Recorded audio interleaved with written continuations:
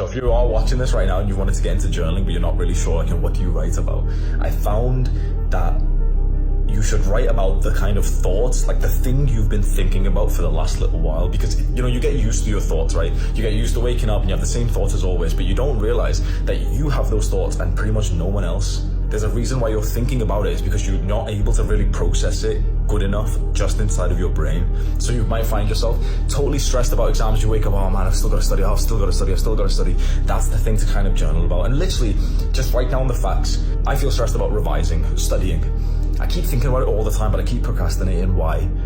Why am I procrastinating? Why do I feel this way? Why am I thinking this way? How to start journaling in 2022 and 2023. For me personally, journaling has helped me reduce stress, write down positive self-talk, and identify negative thoughts. By writing down on paper, you can take out problems, fears, and concerns in your everyday life from your mind. This one I personally use is called the Journal by Mind Journal. If you're like me and have no idea where to start, this one will help you out 100%. Honestly, I just hate blank journals because I never know what to write on them. This journal actually has 30 life-changing questions that will make you think, feel, and act towards a better version of yourself. 3 stages of self-discovery are also included, which will help you build positive new habits. You can use the code in my caption for 10% off if you'd like to try it out. I journal every single day, and if I had to start over, this is what I would do. Starting a journal is easy and can be a great way to process your thoughts and emotions. To get started, all you need is a blank notebook and your favorite pen. Set aside a few minutes each day to write about your thoughts and feelings. Don't worry about spelling and grammar, just let the words flow. I prefer gratitude journaling to promote present-mindedness and cultivate a grateful mindset throughout the day. You will see the biggest impact if you stay committed not only to the journal, but to yourself. And the only way I know this is because journaling isn't new to me, but Mind Journal is.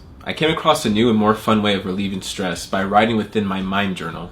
At any time or moment when I need to write my goals, how I'm feeling, or just simple reminders of what I'm grateful for and what brings me joy, I can count on my Mind Journal. This helps me so I can continue being me without feeling bottled up. With other journals, they make it boring to write in and you end up forgetting about them. But with Mind Journal, every day is a new way of writing with different prompts to help motivate you to consistently write in your journal. A perfect starting point for beginners. I'm grateful to have this product as it's going to help me in my life. If you want to get into journaling but have a really hard time, then you have to try this. My name is Paul, I'm a life coach, and I help people reach their goals. The practice of journaling is recommended by most psychiatrists, psychologists, and definitely by coaches because it is so very helpful. Journaling can help you to regulate your emotions and process very complex feelings and thoughts in a way that if you kept it inside or just try to do it outside of journaling, it can be a very difficult task. But journaling is hard for a lot of people. I know for me, before I learned what I'm about to tell you, it was nearly impossible. You just couldn't get me to sit down and journal. And at the time I was writing music full time, and I love to write music, but journaling just didn't work for me. But in college, I learned about this journaling practice called morning pages, invented by someone named Julia Cameron. Actually, you can learn about it in this book here called The Artist's Way. Very good book if you have a hard time unblocking your inner creativity. But the way this journaling practice works is that there's no self-editing. Literally, first thing in the morning, you grab your notebook, your pen or pencil, and you just allow stream of consciousness from your brain to your hand, and you just let it rip. Get yourself in a comfortable place and just write.